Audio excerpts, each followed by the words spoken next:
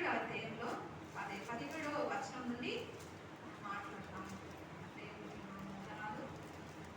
9వ అధ్యాయము 17వ వచనం. ఆలోచించుడి, వాదనం చేయుడు, స్త్రీలను కనుగొనుడి, వారిని పిలవనప్పుడి, తెలుగుదల స్త్రీలను కనుగొనుడి, వారిని పిలవనప్పుడి. మన కన్నులను కన్నీళ్లను విడిచినట్లుగాను, మన కళ్ళడెప్పల నుండి నీళ్లు ఒలుకున్నట్లుగాను వారు తరపడి మనతో ప్రార్థించువారేనని మనము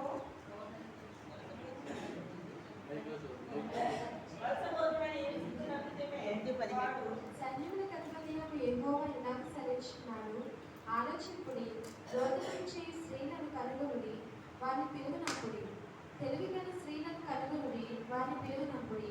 మన కన్నులు కన్నీళ్లు విడిచినట్లుగాను, మన కళ్ళెప్పల నుండి నీళ్లు వలుకున్నట్లుగాను వారు త్వరపడి మనకు రోదనతో చేయవలెను. మనము 20వ వచనం నుంచి స్త్రీలారా, యెహోవా మాట వినుడి, మీరు చెవియొగ్గి ఆయన నోటి మాట ఆలకించుడి.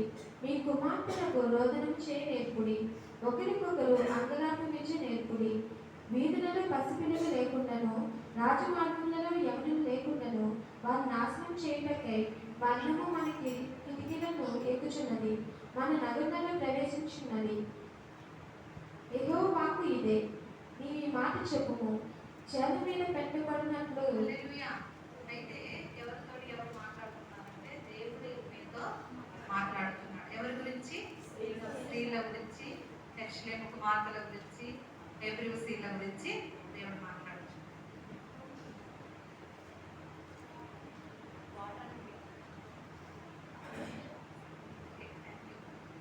హల్లెలూయా. అయితే దేవుడు ఎవరి గురించి మాట్లాడుతున్నాడంటే ఇర్మీయాతో జనుల గురించి మాట్లాడుతున్నాడు. ఇశ్రాయేలు ప్రజల గురించి అనుకున్నాం. అయితే ఇశ్రాయేలు ప్రజల గురించి ఎందుకు మాట్లాడుతున్నాడు? ఆల్రెడీ ఇశ్రాయేలు ప్రజలకి ఎవరు తెలుసు? దేవుడు తెలుసు, మనకు కూడా దేవుడు తెలుసు. కాబట్టి అయితే ప్రవక్త ఇర్మీయా ద్వారా దేవుడు స్త్రీలతో మాట్లాడుతున్నాడు. స్త్రీలంట జ్ఞానం కలిగి ప్రతిదీ వివేచిస్తారంట, దూరదృష్టి కలిగి ఉంటారంట, ప్రతి దాని గురించి ముందుగానే యోచిస్తారంట, ఆలోచిస్తారంట.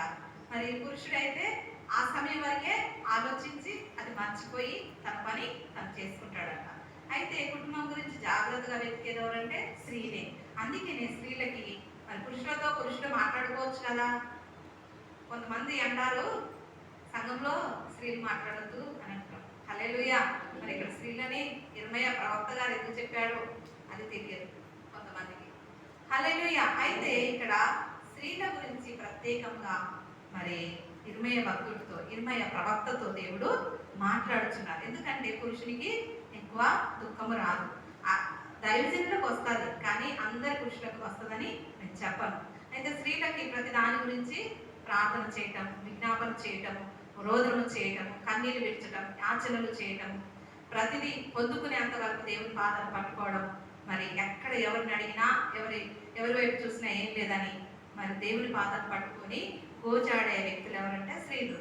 అయితే యెరూషలేము కుమార్తెలు చాలా తెలివైన వారు. ఎందుకంటే ఎవరి స్త్రీలు చాలా తెలివైన వారు, చురుకైన వారు.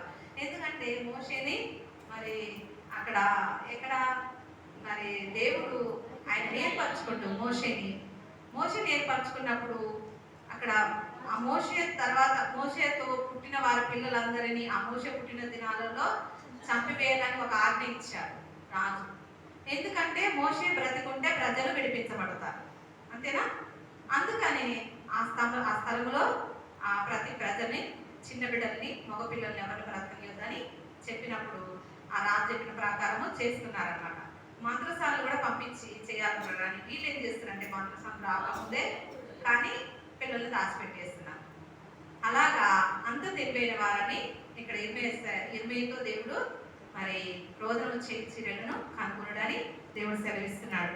అసలు ఈ రోదనం చేయి స్త్రీల గురించి నాకు యెషయా మరి 35లో మరి కొన్ని విషయాలు నేను దేశముల గురించి ప్రార్థన చేయడమే నేను విన్నాను. నాకు కూడా ఎవరు చెప్పిన దేశముల గురించి ప్రార్థన చేయాలి అని విన్నాను. కానీ ఈ దినం ఉదయకాలంలో నేను ఒక ప్రాంతానికి వెళ్ళాను ప్రార్థనకి. ఆ కుటుంబం కూడా సేవకుల కుటుంబం.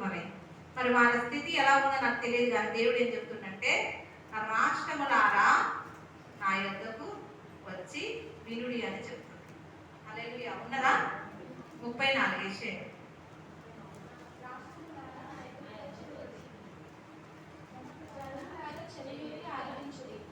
భూమియు దాని సంపూర్ణతయు లోకమును దానిలో పుట్టిన దత్తయు వినును గాక.